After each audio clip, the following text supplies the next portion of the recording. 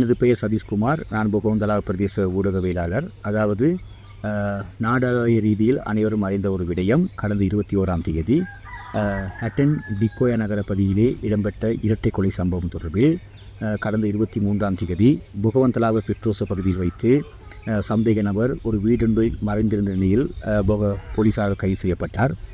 இந்த தகவலை அறிந்த நான் அந்த இடத்திற்கு செய்தி சேகரிக்க சென்றிருந்த பொழுது அவர் கைது செய்யப்பட்டு போலீஸ் வண்டியிலே அவர் வைக்கப்பட்டிருந்தார். அந்த இடத்திலே சூழ அநேகமான போலீசார், பொதுமக்கள் மற்றும் இருந்தார்கள். அதேவேளை இந்த சந்தேக நபரான கொலைக்கு உரிய சந்தேக நபரான ஒரு சந்தேகத்தின் பேரில் பெண் ஒருவரையும் கைது செய்திருந்தனர்.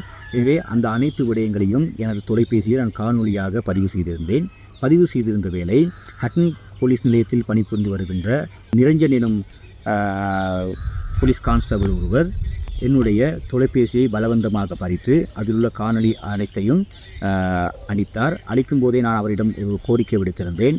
நான் இந்த பிரதேச ஊடகவியலாளர், எனக்கு அரசாங்க தகவல் திணைக்களத்தினால் வழங்கப்பட்ட அடையாள அட்டையினிடம் இருக்கிறது என என்னுடைய அடையாள அட்டையும் அவருக்கு காண்பித்த பொழுதும் அவர் ஏற்றுக்கொள்ளவில்லை.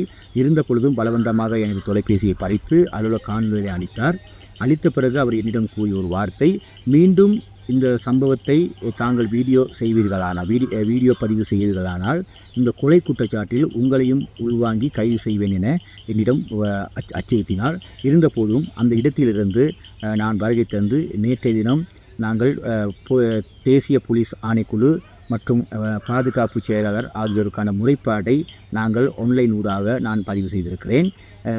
எனவே இதற்கான பெறுபேறுகள் வெகு விரைவில் எங்களுக்கு கிடைக்கும். எனவே எனது கோரிக்கை என்னவென்றால், ஒரு ஊடகவியலாளர் என்பவருக்கு அரசாங்க தகவல் திணைக்களத்தினால் அடையாள அட்டை வழங்கப்பட்டிருக்கின்ற போதிலும் அவர்களுக்கு அந்த களத்திற்கு சென்று சரியான காணொலியை பதிவு செய்வதற்கு போலீசார் இடமளிக்காமல் எங்களுக்கு அச்சுறுத்தலை ஏற்படுத்தி வருகிறார்கள். இது போன்ற சம்பவங்கள் தொடர்ந்தும் எனக்கு இடம்பெற்றிருக்கிறது.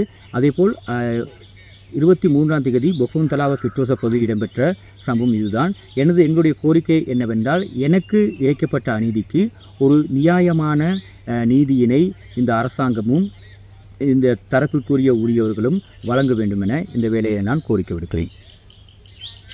தங்க சாம்ராஜ்யம் சுவிஸ் சூரிச் எஸ்கேடி நாதன் கடை.